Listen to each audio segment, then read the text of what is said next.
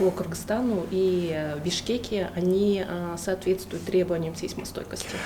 Ну, касательно Бишкеки, все высотные дома, кроме тех построенных домов, которые были построены незаконно, все высотные дома, которые прошли все соответствующие государственные экспертизы, которые прошли соответствующие проверки, акты приемки этапов строительства, они все отвечают всем нормам. И по предварительным данным могут отвечать в зависимости от места расположения от 8 до 9 баллов.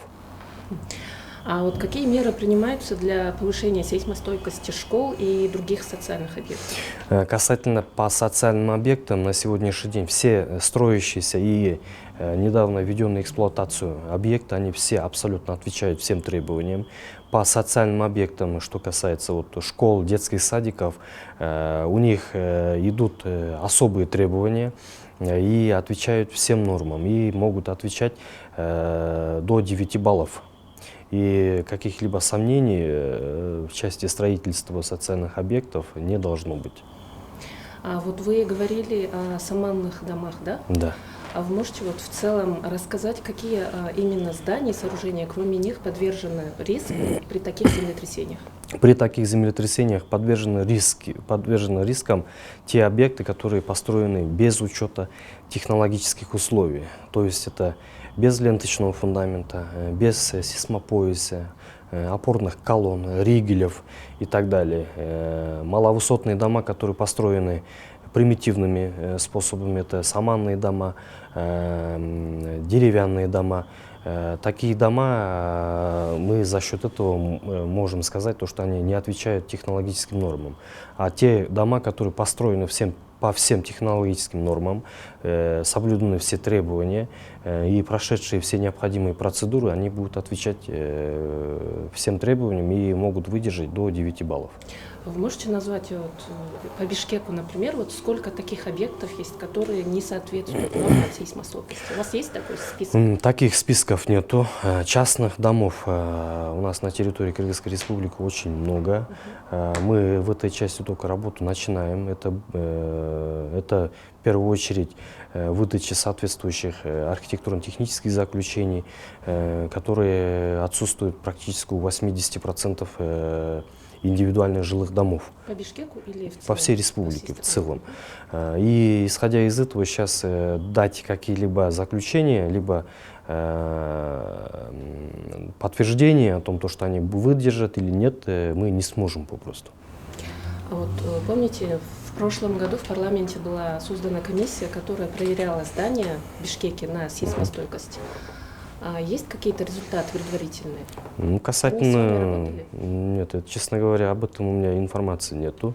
Но могу сказать то, что на сегодняшний день, вот после вчерашнего землетрясения, утром был подписан мой приказ о создании комиссионной рабочей группы, которые на сегодняшний день, на данный момент объезжают все высотные дома, расположенных на территории города Бишкек и близ лежащих районах города Бишкек, то есть по Чуйской области. На данный момент проверены некоторые дома уже и осмотрены визуальным путем. Каких-либо дефектов, либо, так скажем, трещин не было выявлено. И данная работа будет продолжена в течение нескольких дней, и дополнительно мы дадим информацию касательно этого. Спасибо. После землетрясения будет ли усиленный, получается, контроль над именно новыми строящимися объектами и будут введены новые нормы строительные? На сегодняшний день с нашей стороны разрабатываются новые нормы. Это в первую очередь, которые будут отвечать мировым требованиям, это раз. Что касается усилений, ну, честно говоря, на сегодняшний день наши управления, которые занимаются именно приемкой этапов, либо проверкой на соответствие проектов зданий, они работают в усиленном режиме. Эта работа была, так скажем, поставлена после землетрясения в Турции, и на данный момент она является актуальной. Тоже хотел уточнить. Есть много проектов по Бишкеку, именно новых многоэтажных домов, различные отели именно повышенные, очень многоэтажные, Не построены. выше 100 метров, которые еще не построены, вот по ним будет какая вот, может быть, усиляться требования, и вот отдельно вот по южной части города, по Искатинскому разлому тоже, какие будут приниматься меры? Что касается высотных домов, которые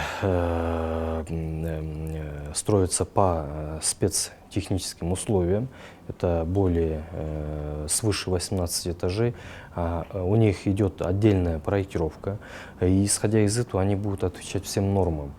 То есть они отдельно, индивидуально, каждый объект проходит индивидуальную проверку, и индивидуальную экспертизу, и индивидуальную проверку на сейсмостойкость. И, соответственно, каждый объект будет рассмотрен индивидуально, и исходя из этого сомнений не должно быть.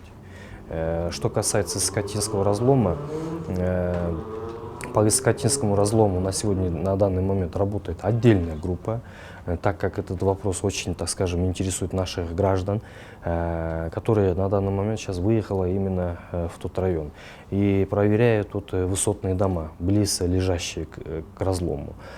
И после получения информации мы дадим еще дополнительно сообщение. А что касается по предварительно полученным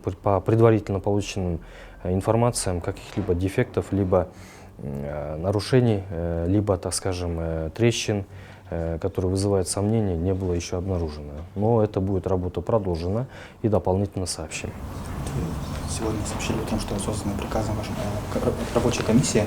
Вот, чем она займется, какая-нибудь деятельность получается, и будут ли проверяться массовые объекты в Кыргызстане на сейсмостойкость? Здесь комиссия создана сейчас на территории города Бишкеке, как я уже сказал, и близ лежащих районов города Бишкек по Чуйской области. И данная комиссия сейчас будет работать именно в основном по городу Бишкек. А что касается по всей республике, у нас по Высокульской области отдельная группа работает, а по другим областям сейчас необходимости для создания такой комиссии не было. Но в любом случае данная работа, она, как я уже сказал, усилена. Это после землетрясения в Турецкой республике. И все, так скажем, этапы приемок, они все прошли все соответствующие процедуры.